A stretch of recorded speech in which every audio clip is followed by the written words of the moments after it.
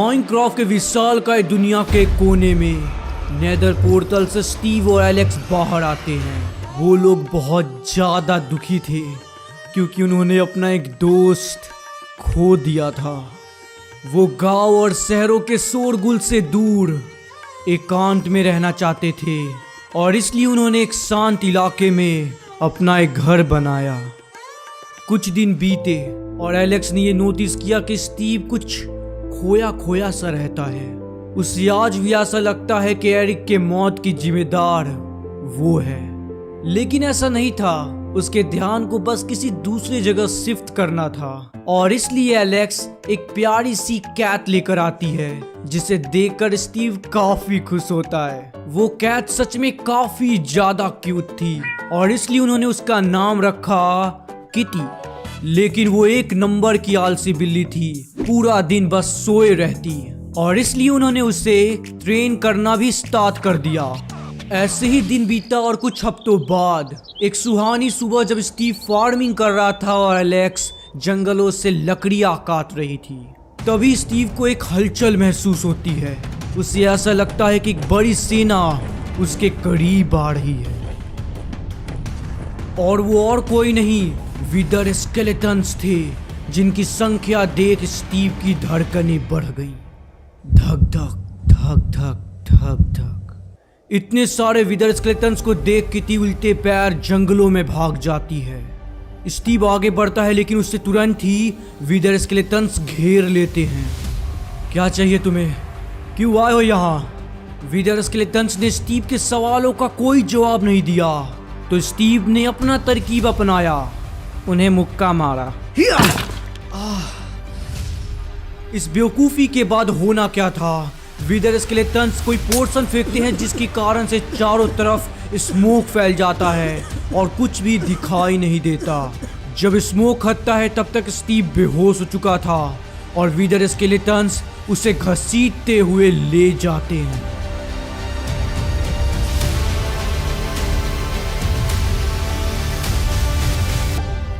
कुछ ही देर में kitty Alex के पास पहुंच जाती है जो कि जंगलों में लकड़ियां काट रही थी। वो वहां से डर के भागी नहीं थी बल्कि एलेक्स को बुलाने गई थी। उसके घबराए हुए चेहरे को वो देखकर समझ जाती है कि घर पर कुछ तो गड़बड़ है, दया कुछ तो गड़बड़ है। वो तुरंत ही सारा काम काज छोड़कर घर की ओर भागती है और ये सोचती है कि आखिर घर पर क्या हुआ होगा। ये सब सोचते सोचते जब वो घर पहुंचती है तब तक बहुत देर हो चुका था। वहां पहुंचती वो स्टीव को आवाज देती है लेकिन स्टीव आसपास कहीं दिख ही नहीं रहा था। इससे पहले कि वो कुछ सोच पाती तभी किटी विदर रोज से टच हो जाती है और उसे कुछ होने लगता है। ये क्या हो रहा है तुम्हें किटी? ये तुम्हें क्या हो गया?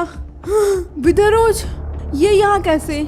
इसका मतलब यहाँ विदर स्केलेटन्स आए थे, पर कौन उन्हें भेजेगा? कहीं ये विदर किंग का काम तो नहीं?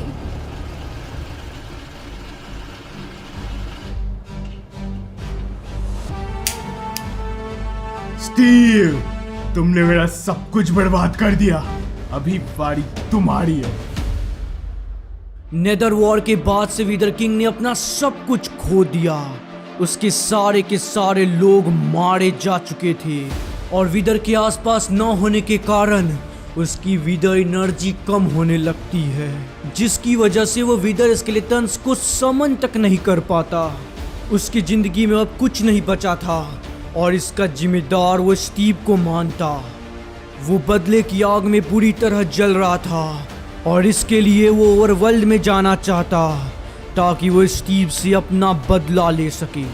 इसके लिए उसे ऑब्सीडियंस चाहिए थे जो कि नेदर में सिर्फ पिगलिन्स के पास मिलते हैं। लेकिन विदर किंग और पिगलिन्स बहुत अच्छे और गहरे दुश्मन थे और इसलिए वो एक दूसरा रास्ता अपनाता है।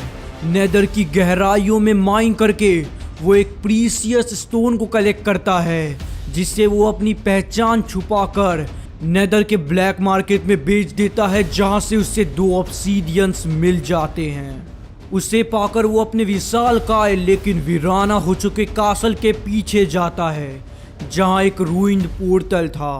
वो देखकर उसे उस दिन की याद आती है जब उससे नेदर में धकेला गया था।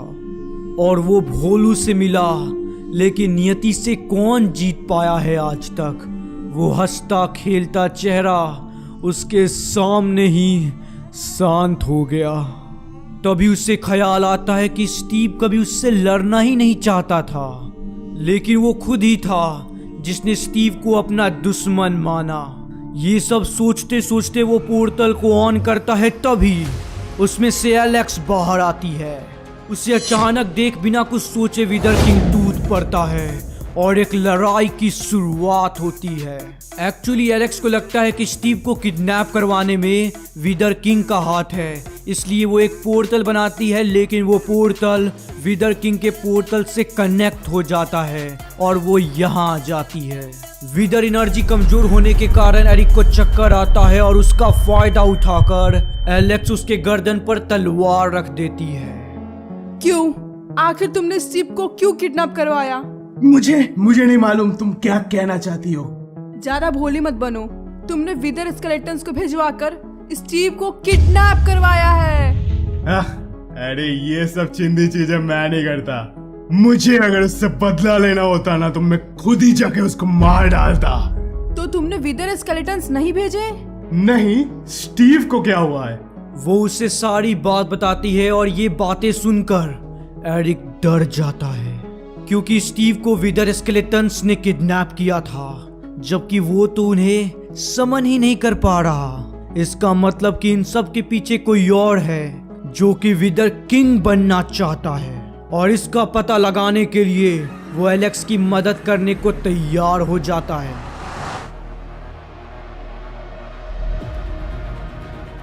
जब वो ओवरवर्ल्ड में जांच पड़ताल करने के लिए एलेक्स के घर पहुंचता है, तब उसे विदर एनर्जी महसूस होता है, और ये विदर एनर्जी उसके कैट में से आ रही थी।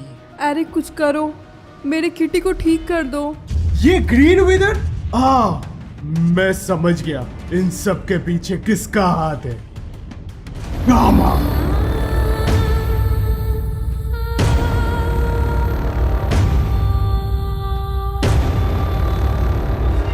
अरे दीवानो मुझे पहचानो, कहां से आया मैं हूं कौन। अरे दीवानो मुझे पहचानो, कहां से आया मैं हूं। ये गामा कौन है? ये बात है कई सालों पहले की, जब विदर एम्पायर पे गामा का राज हुआ करता था। अपने मनोरंजन के लिए वो युद्ध करवाता, खास को सजावट के लिए कैद करके रखता, छोटी सी भी गलती पर मौत की सजा सुना देता। वो एक बहुत क्रूर राजा था। उससे उसकी प्रजा बिल्कुल भी खुश नहीं थी, और वही उसका एक छोटा भाई भी था, अग्नि, जो उससे काफी अलग था। वो लोगों की भलाई किया करता। एक बार गामा से एक बच्चे ने आंख उठाकर बात कर ली। फिर क्या था, उसने उस बच्चे को छोड़कर पूरे गांव वालों को मरवा दिया, ताकि वो बच्चा पूरी जिंदगी पश्चाताप की अग्नि में जले। उस हादसे के बाद खून की ऐसी एक ज्वाला जली जिसने गामा को दहला कर रख दिया, और उसको अपने ही साम्राज्य से भागना पड़ा।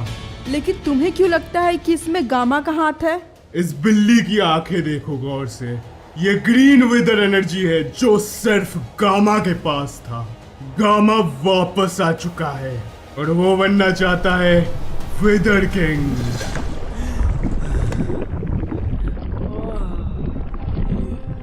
ये कौन सी जगह है?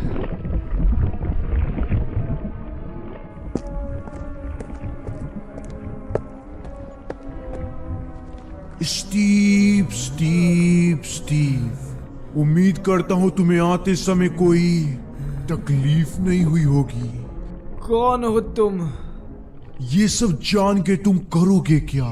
कुछ देर में तो तुम अपने आप को भी भूल गए होगे। फिर भी ख्वाहिश किया ही है तो इतना जान लो, मैं वो हूं जिसको एरिक ने बर्बाद किया, और एरिक को तुमने। सो इस हिसाब से तुम मेरे दोस्त हुए, लेकिन तुमने धोखा दिया तो इसलिए।